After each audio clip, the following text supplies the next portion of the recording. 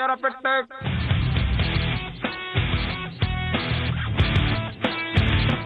அஞ்சரை பெட்டி நேயர்களுக்கு வணக்கம். குட்டீஸ் கிச்சனுக்கு உங்களை அன்புடன் வரவேற்கிறேன். இன்னைக்கு நான் பண்ண போற ரெசிபியோட பேரு வாழைப்பழ தோசை. இதுக்கு தேவையான இன்கிரீடியன்ஸ் என்னன்னு பார்ப்போம். தோசை, ரவை, உப்பு, மைதா மாவு, வெல்லம், வாழைப்பழம், நெய். இது எப்படி செய்யணும் அப்படிங்கறத முதல்ல உங்களுக்கு நான் செஞ்சு காட்டுறேன். ஃபர்ஸ்ட் ரவை, வாழைப்பழம், வெல்லம், அப்புறம் மைதா மாவு, கொஞ்சம் உப்பு சேர்த்து நம்ம மிக்சியில போட்டு கொஞ்சம் தண்ணி ஊற்றி அரைச்சி ஒரு கலவையா எடுத்து வச்சுக்கலாம். கொஞ்சம் ரவை, கொஞ்சம் வாழைப்பழம், கொஞ்சம் வெல்லம். இது ரொம்ப ஸ்வீட் ஐட்டமா இருக்கும், ஏன்னா வாழைப்பழம், வெல்லம் இதெல்லாம் சேர்க்கிறோம்.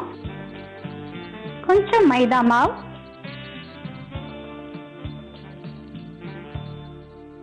இல்ல கொஞ்சம் உப்பு ஆட் பண்ணிக்கலாம்.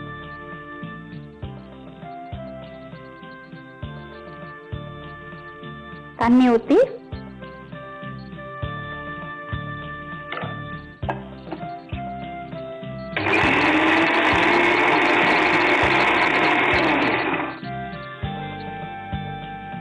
கொஞ்சம் தண்ணி ஊத்திக்கலாம். கெட்டியா இருக்கு.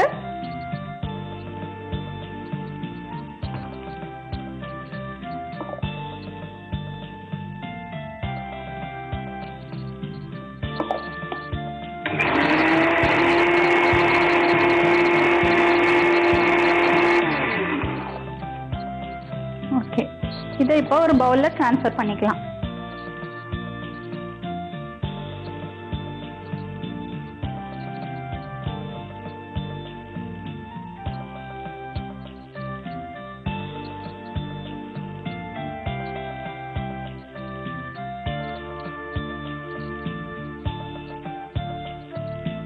தோசை ஃபர்ஸ்ட் நம்ம போடும்போது ரவுண்டா போட்டுடுறோம் இல்லையா, அதை நம்ம அச்சில் நம்ம ரவுண்டாவோ இல்லை ஸ்கொயர் ஷேப்டாவோ இல்லை உங்களுக்கு என்ன மாதிரி ஷேப் வேணுமோ அதை வெட்டி அழகாக இப்படி எடுத்து வச்சுக்கலாம். நான் ரவுண்டாக வச்சுருக்கேன். இந்த தோசையை எடுத்து நம்ம இதில் தோச்சு நம்ம தவால போட போகிறோம். ஸ்டவ் ஆன் பண்ணிக்கலாம்.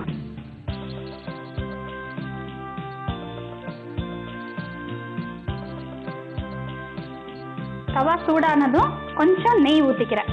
நெய் ஊற்றிட்டு அதுக்கப்புறமா நம்ம இந்த கலவையை எடுத்து தோசை மாவில் தோச்சு அதுக்கப்புறமா நம்ம ரெண்டு பக்கமாக போட்டு திருப்பி எடுக்க போகிறோம்.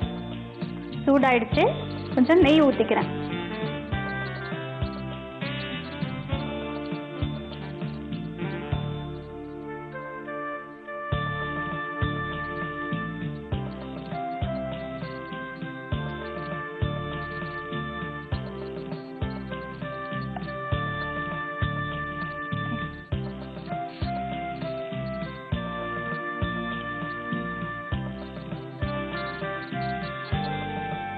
ரொம்ப ஸ்வீட்டான ஐட்டம் இது.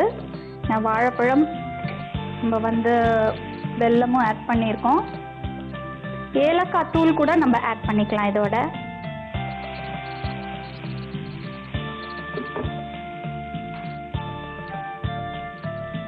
ஸோ அந்த பக்கம் வெந்துருச்சான்னு பார்ப்போம்.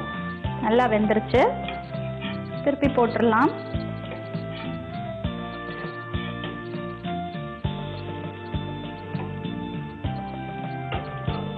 கொஞ்சம் நெய் ஊற்றிக்கிறேன்.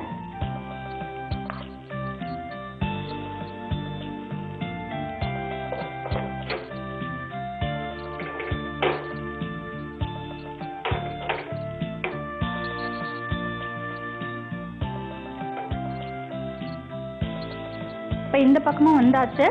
நான் ஸ்டவ் ஆஃப் பண்ணிடுறேன். ஸோ ஒரு பிளேட்ல ட்ரான்ஸ்ஃபர் பண்ணிக்கலாம்.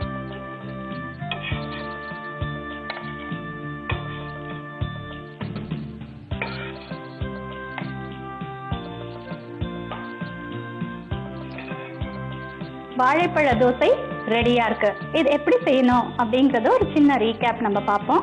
முதல்ல ரவை, வாழைப்பழம், வெல்லம், மைதா மாவு, உப்பு எல்லாத்தையும் சேர்த்து கொஞ்சம் தண்ணி ஊற்றி மிக்சியில போட்டு அரைச்சி அந்த கலவையை ஒரு பவுல்ல ட்ரான்ஸ்ஃபர் பண்ணிக்கோங்க.